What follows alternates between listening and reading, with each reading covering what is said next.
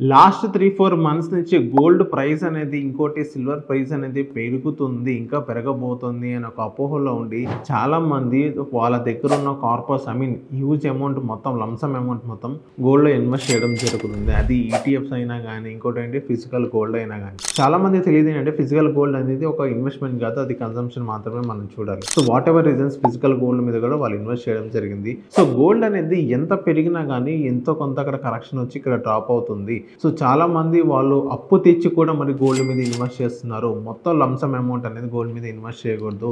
అక్కడ డైవర్సిఫికేషన్ అంటూ చేయాలి. ఇంకోటి ఏంటంటే సమ్ సార్ట్ ఆఫ్ పీపుల్ ఏం చేస్తున్నారంటే వాళ్ళ చేతిలో క్రెడిట్ కార్డ్ ఉందని చెప్పేసి క్రెడిట్ కార్డ్ని స్వైప్ చేసుకొని ఆ మనీతో మళ్ళీ గోల్డ్ మీద ఇన్వెస్ట్ చేయడం జరుగుతుంది. సో క్రెడిట్ కార్డ్ మీద మీకు ఇంట్రెస్ట్ వచ్చేసి దగ్గర ఒక 40% వరకు మీకు పడుతుంది. సో గోల్డ్ అనేది 1 మంత్లో 40% రిటర్న్స్ అంటూ మీకు ఇవ్వదు.